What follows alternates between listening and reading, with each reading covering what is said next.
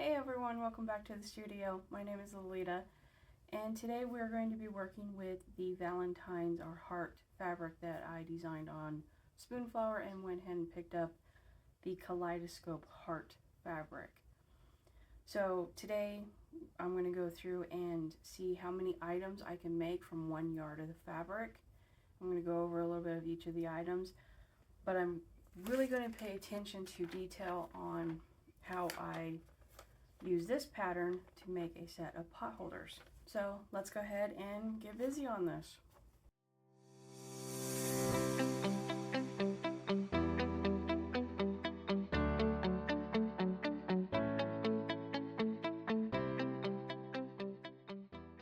This project has taken a while to get through, and this is a long video. There's a lot of pieces that are going to be made, so I'm going to touch on each one of them. So yeah, I'm not going to spend too much time going over what we're doing. We're just going to go ahead and go over it since this is a long video. And at the end, I'll go ahead and tell you all about each item.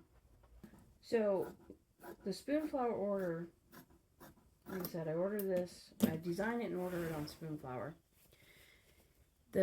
What I printed on is the Petal Soft cotton fabric. And yeah, it does look like the borders are pretty thick, but I'll show you real quick. Let's see what this is. So the printed actual width is 41 inches. Okay. And the printed length, of course, it says, 1 yard. This is actually 35 1/4. This is pre-wash, so it did shrink. And for anybody who's in the comments right now saying, don't pre-wash your fabrics, yes. Pre-wash your fabrics. This is manufactured, this is printed, they don't get all the dyes. When it runs through the conveyors and everything like that, all fabrics stretch. Good quality doesn't. Wrong. I've had some very expensive good quality fabrics and they have ran or they shrank a bunch. I want to show you an example of that. Hold on one second. So I have two different, they're a little heavier than a cotton, but they are still cotton, and I made some placemats. And as you can see, this one, thought they were both pre-washed, but apparently not. So nice and smooth, really nice. This one is completely wrinkled. Why, you ask? Well, this one was pre-washed. This one apparently wasn't. So when it did shrink down, it stayed nice and smooth and everything because it shrank everything with it and puckered this one because this one didn't shrink at all. This is one big reason why you should pre-wash your fabrics. I have ordered fabrics from the same company, same manufacturer. One shrunk a little bit and the other one shrunk a bunch. I didn't pre-wash, but the entire thing was like this one when I did go to wash it. Some of the fabrics, shrunk more, and the other ones end up being like a gathered look because they didn't shrink as much. So yes, all fabrics do shrink. And on top of that, when I go to the clothing store and I buy, a new shirt or whatever, I wash it before I wear it. Why? Because the manufacturing process, shipping, and everything like that, and storage, things get on it. I don't want dirty fabric in my projects. So I wash it to, one, get rid of any kind of excess dye that will come out. And as you can see, this is white. This is all white. So no bleeding when it came from Spoonflower, which is really, really nice. But shipping and everything, even though it's in a bag, it still goes through a warehouse. I don't want that in my projects. I don't want it on my table. I don't want it in my sewing machine. I don't want it on my hands. Everything is pre-washed. So, highly recommend washing your fabrics before you start on your projects. If you want them nice and ironed afterwards, then iron them. No one says you can't. Alright, let's go ahead and get this cut out the rest of the way. So, like I said, 41 by 35 and a quarter is what I actually did get after wash. So, as far as being decent quality, yeah, I like Spoonflower's fabrics. I like the quality. I like the feel. This is nice cotton. The print looks good. And from what I can tell on my previous projects, it holds up really nice as well. So today I'm going to make some baskets, a new pot holder, which will be really cool, especially when it comes with this, and I think some mug cozies out of this, and some tea steepers. I'm going to get this all cut out. I have videos on the other projects, so the only one that I'm really going to highlight is the new pot holder, which is an old pattern. It's not mine, but I think it'll be fun with this, so I'm going to reintroduce it and go from there.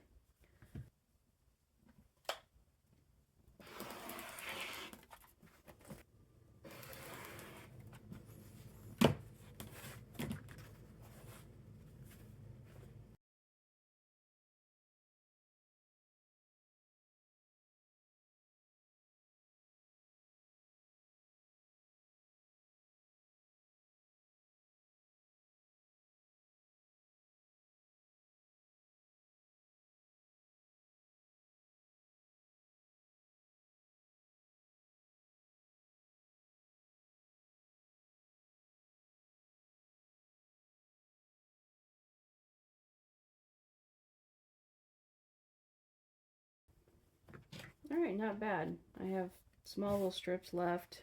Not much really of anything.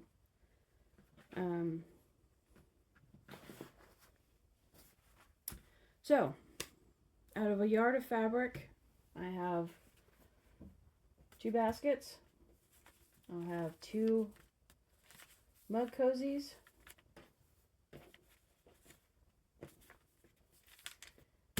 The 2 tea cozies here. Kitchen mushroom. Handle wraps. So, and, I almost forgot, a set of pot holders. So not bad for a yard of fabric. I'm going to go ahead and get to cut out the secondary fabrics. So mainly I'm going to be setting it with just a maroon.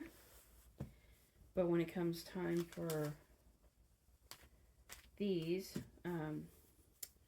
I do need a few other fabrics to go with it. Let me find the other fabrics and get them cut out, and we'll start on this. Everything is cut out, ready to go. So there's the baskets. I did have everything separated. There's the tea steepers. The mug cozies. So this is the pot holder set, which, like I said, I'll go over in detail. That goes with that.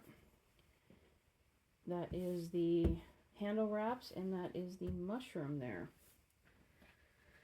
So, get busy and get these all sewn up and ready to go, and then we'll work on this real quick.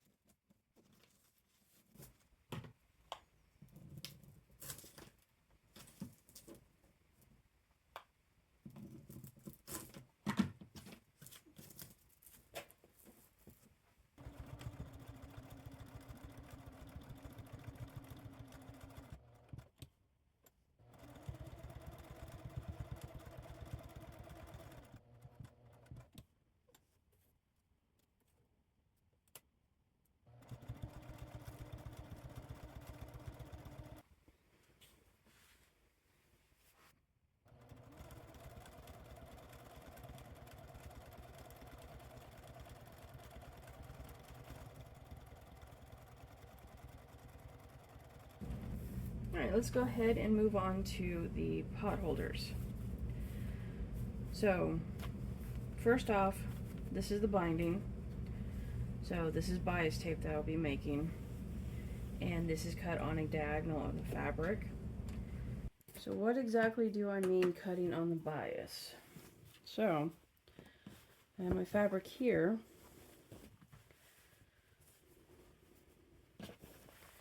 When you open it up, you know, this is folded like it comes off the bolt. This, you have your width, and then coming down, you have your length. Okay, and you can see here, this is already cut. So it is cut diagonal across the width and the length, and that is the bias. But that gives it its ability to turn without puckering. That's why it's called bias tape. So how you figure out, for those who do not know, how wide to cut it is if you want a 1/2 inch binding or 1/2 inch bias tape, you times that by 4 and you get 2 inches. So when you fold this in half, you actually be folding it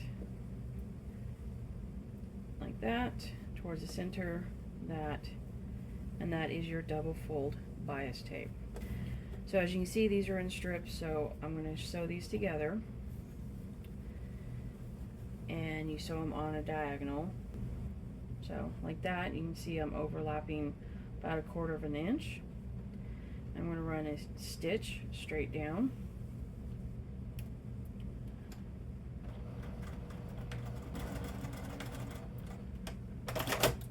So if your fabric does have a wrong side,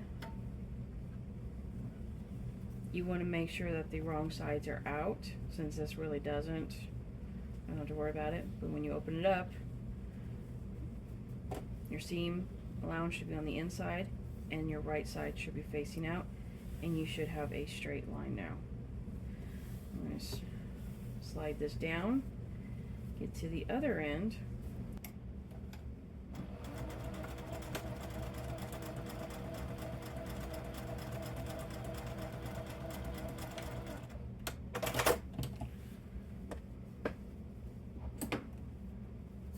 Trim it.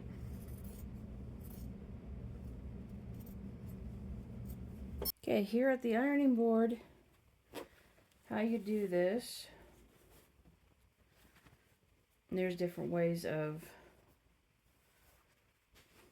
different things you can do. I've seen it with the pins and everything, and little tools that you can get on Amazon. I'll link those in the description. Never used them, but because I have something else. But if you don't have any of that and you just have your iron, how you do it is you fold it in half and you iron it down, okay, and it's going to give you that crease. Then you bring in your one side to that crease, like that. You iron it, bring in the other side to the crease. You iron this down, which gives you your fold, and then when you're done, you bring it together like that, and you iron it. Simplicity made this a long time ago, and this is a bias tape maker.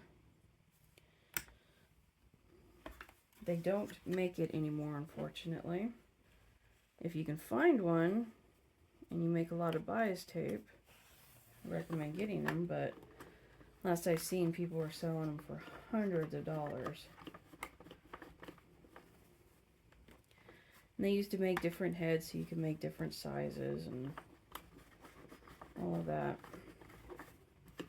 I just have the standard one that makes the 1/2 inch double fold bias.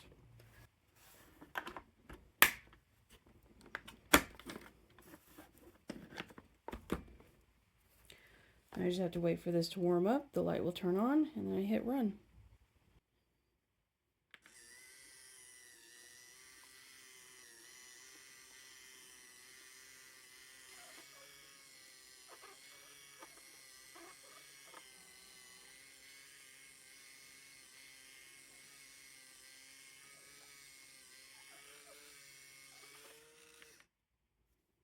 And there you have it.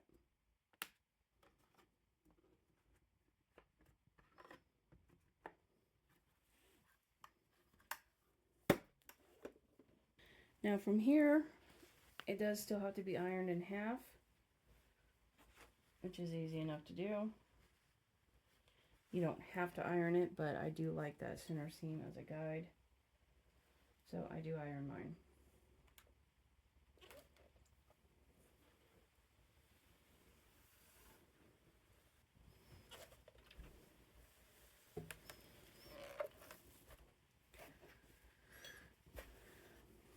And there you go. And that is how you make double fold bias. I like making my own because I can make as little or as much as I need, and I can make it in fun, colors and designs. I love using striped fabric to make it. It looks really cool. Yeah, quite easy. Alright, now that the bias tape is finished, move on to the interior portion of this. So the backing is a heavyweight canvas, and then I have a layer of cotton batting, and then a layer of insulated batting, another layer of cotton batting, and then the cotton fabric on top. And all I'm going to do is quilt stitch this in just a random pattern, get them both done, and then I will cut it out from there.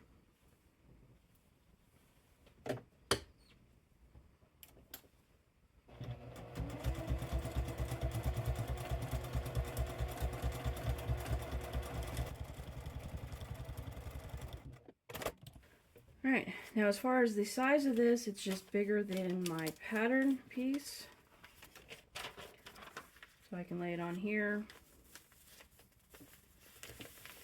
like that, and cut it out. But I'll go ahead and get this sewn up first. Alright, so now all I've done with these is I folded them in half and iron them down.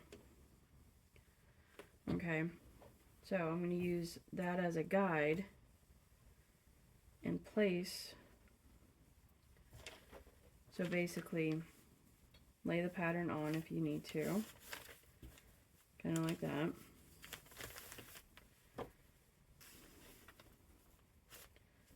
That one's going to go across like this.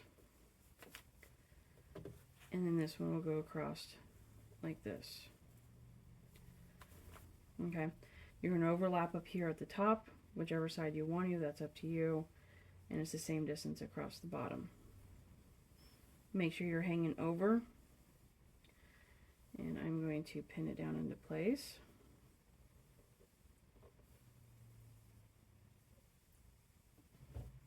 Okay, and the double check, you can put this back on. And see that right there. And if I look, there's my overlap. So it slid a little bit. There you go. So now I'm going to flip it over and I'm going to trim off the excess.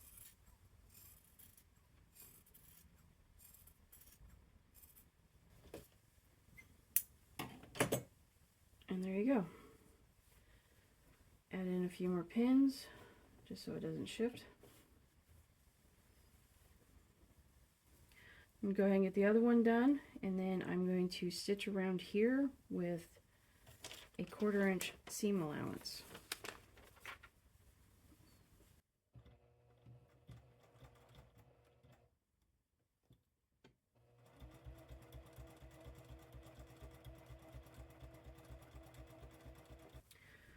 Alright, so I've cut off about 12 inches.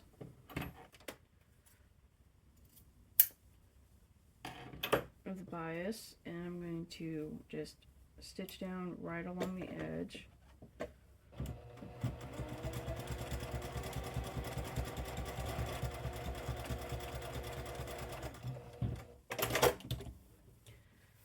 And then I'm going to trim this in half.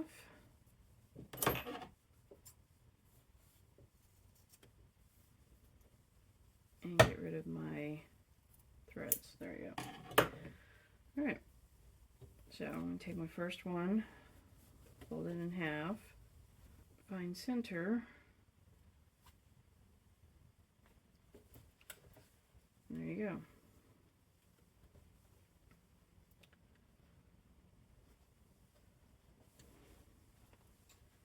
And really close to the edge, I'm just going to put a stay stitch.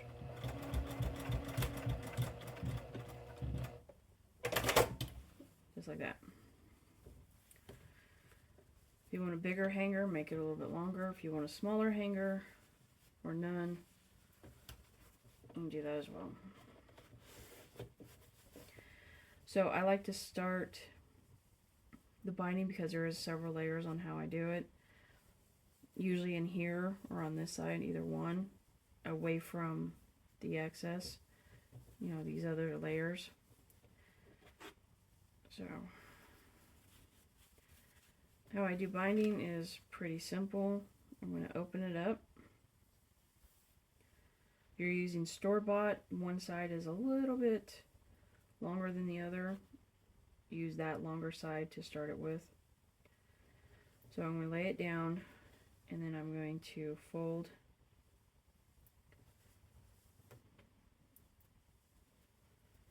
that over so it forms a triangle.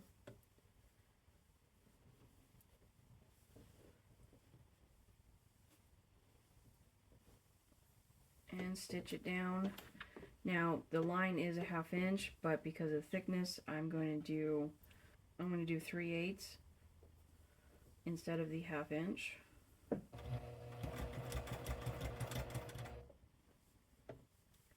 I'm not worried about back stitching because I will be overlapping your short when I come back around.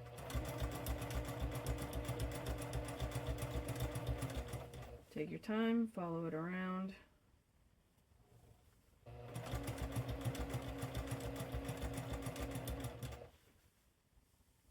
Just keep your edge right on your other edge.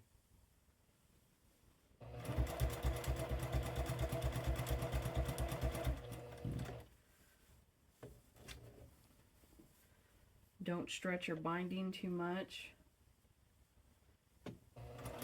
It'll end up puckering. And it won't lay flat, or it'll curl up on the edge.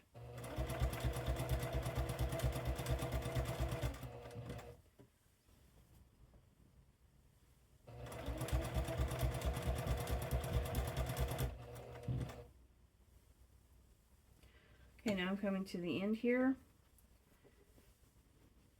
and I'm going to take this and just overlap it and stitch it down just beyond this fold right here, or that line. That way it's nice and overlapped.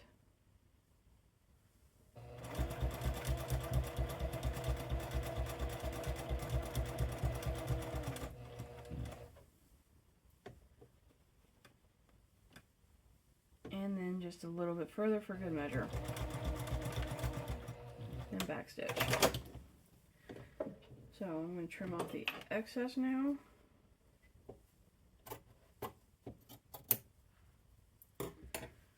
And as you can see, that fold is definitely beyond my end here. Okay. When you are doing this, make sure that this stays flat and down. I'm going to pull this around.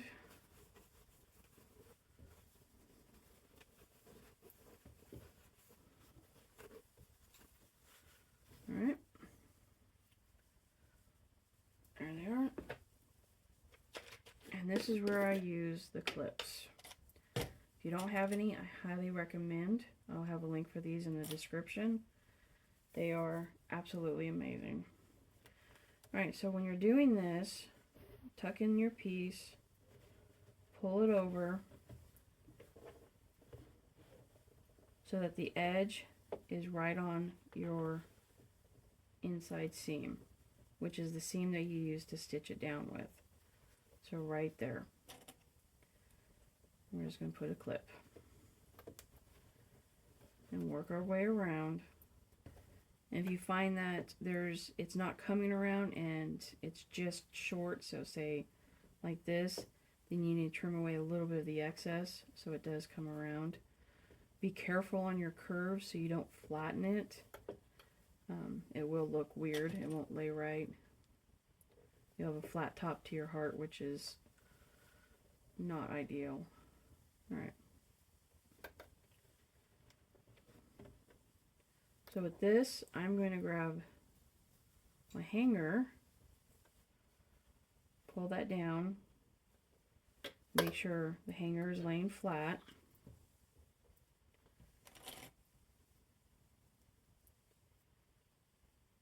Put a clip, and I'm going to do it to the other side. So pull the bias down to where it needs to be. Make sure my hanger is nice and flat up in there.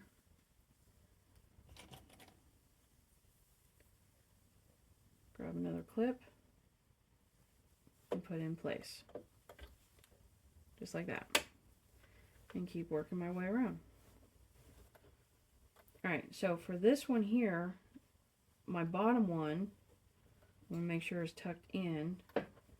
Bring my top one up and around so it covers it, you know, completely, but not too much. So just like that. And pin it, or clip it. And then work that around as well. Yeah.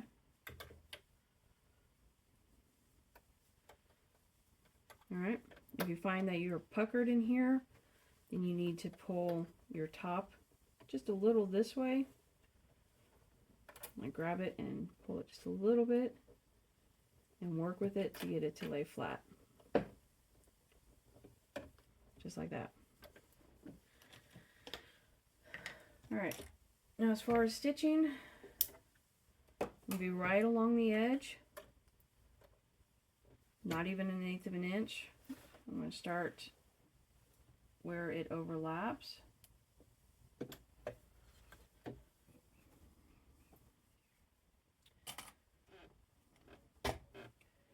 So this is something I also recommend. It is a stiletto or something, but basically it's just a sharp point. And you can use it to grab things, hold it while you start stitching. It keeps your fingers away from the needle. Mind you, you don't want to run it over with your needle, obviously.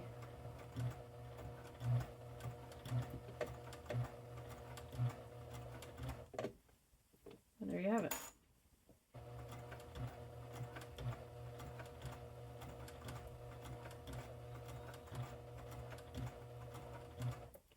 But it helps to keep things in place while you're stitching so that you're not getting your hands up near that needle. Take your time, go slow, make sure you're staying right on the edge like I am.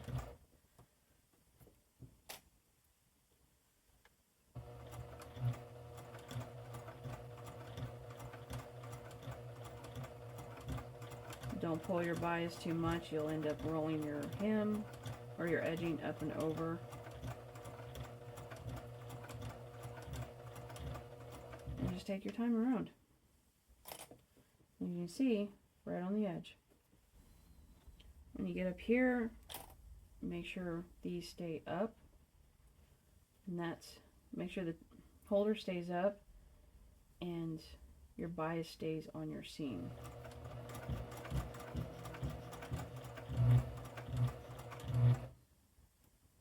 It's a lot of layers.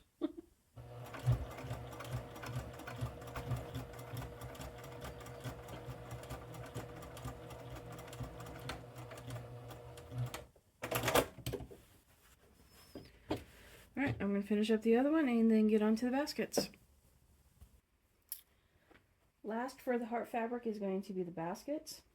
They're all cut out and ready to go. Before I get sewing on them, I need to decide what buttons, and I don't have any heart-shaped buttons and I really want them. So I'm going to go to the laser and make some heart-shaped buttons and get them cut out.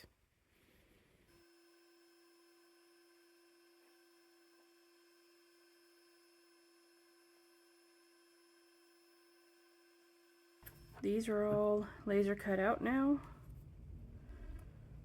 The little centers just pop out, and there's the buttons.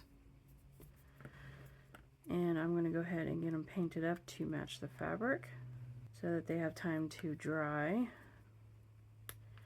And I can get them sprayed with lacquer and have them dry while I sew up the baskets themselves. So that when I'm done sewing, hopefully these will all be nice and dry and ready to be put on. There you have it. Now as far as these, I did make an entire sheet of stars and hearts and the paint palettes, and then I went through and I made them smaller than these because overall these are a little bit bigger than what I wanted, but for the baskets it'll work just fine. So I shrunk them all down and everything, and I also did some more hearts and stars in a smaller size, and it is currently cutting on the laser. And I'm going to have the stars and the hearts available on my Etsy page, so if anybody would like to pick some up, they'll be there in little package deals. These guys are for another upcoming project. So this is the fabric, as you know.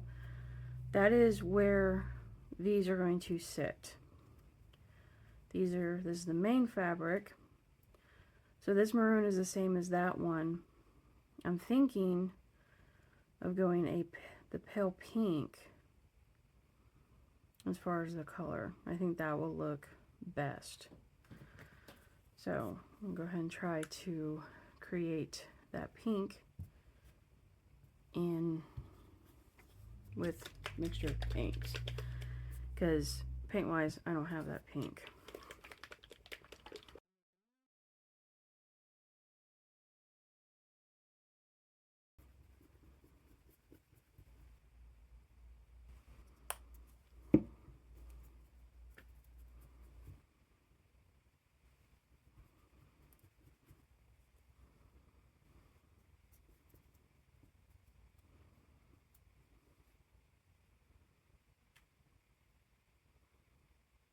That looks pretty good.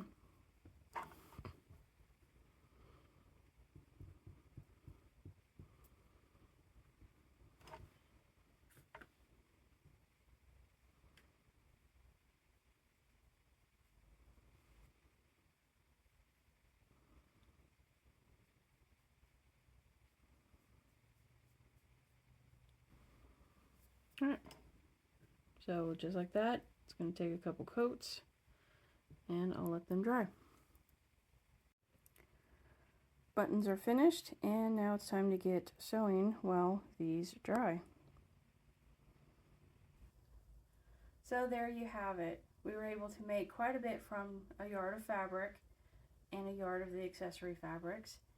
We were able to make 2 of the tissue box covers, 2 mug cozies, 2 tea steeper cozies, and a set of potholder, kitchen mushroom, and handle wrap, all in one set.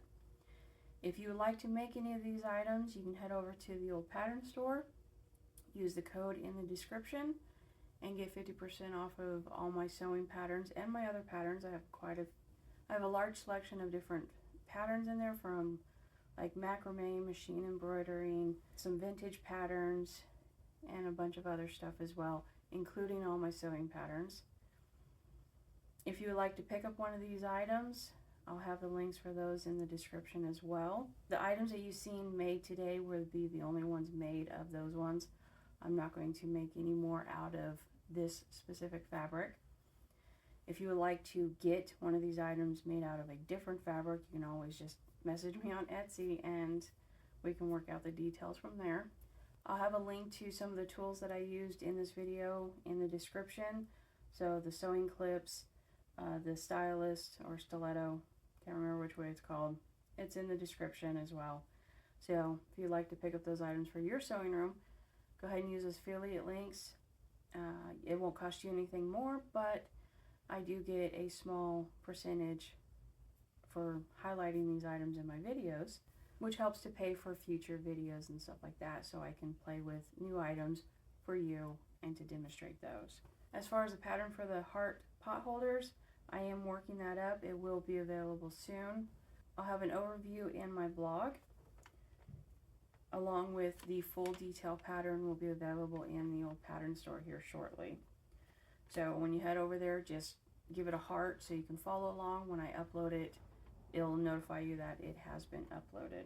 You can also head over to my blog and subscribe to it, so that way you're notified when I put something new out. And yeah, you can also follow me on all my social media accounts. I try to post everything that I am doing there. So yeah, I hope you enjoyed this. Like I said, I know it was a long video, and I thank you for staying until the end.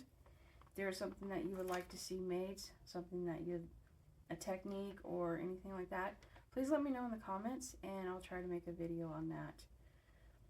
Next up, I will be doing the video on the level table for resin work, so you can check that out then. Until then, stay creative.